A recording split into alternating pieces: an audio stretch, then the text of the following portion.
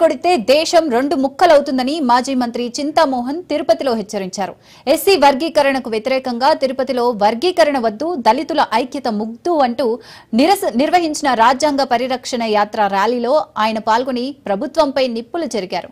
ఉమ్మడి రాష్ట్రంలో దళితులను విడగొట్టడం వల్లే ఏపీ, తెలంగాణ విడిపోయిందని చింతామోహన్ అన్నారు.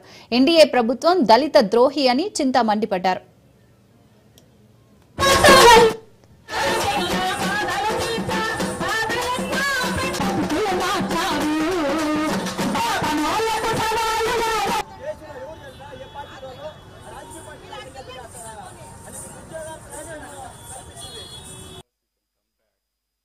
చంద్రబాబు నాయుడు గారు అనంతపూర్లో ఒక ఉపన్యాసం ఇచ్చారు.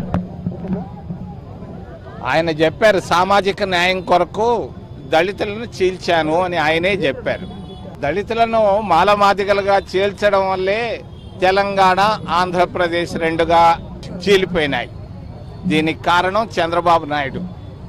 ఈరోజు దేశం ప్రమాదంలో ఉంది.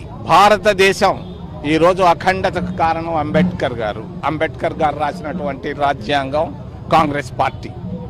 మరి ఈ పరిస్థితుల్లో అక్కడ కేంద్రంలో ఉన్నటువంటి మోడీ, ఇక్కడ రాష్ట్రంలో ఉన్నటువంటి చంద్రబాబు నాయుడు ఏ మాత్రం చిన్న పొరపాటు చేసి వర్గీకరణ దశగా ముందుకు వెళితే దేశం రెండు ముక్కలు కాక తప్పదు రాబోయే 10-15 సంవత్సరాల్లో. నేను హెచ్చరిక చేస్తున్నాను చంద్రబాబు నాయుడుకి. బాలాజీ కాలనీ ఫూలే విగ్రహం దగ్గర నుంచి, ఆయన చదువుకున్న ప్రాంతం నుంచి జాగ్రత్త చంద్రబాబు నాయుడు. నీకు దూరపు చూపు లేదు.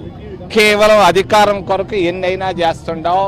మరి అధికారం కొరకు అన్నీ చేస్తే రేపు నువ్వు అపకీర్తికి ఫాలో అవుతావు అని చెప్పి తెలియజేస్తూ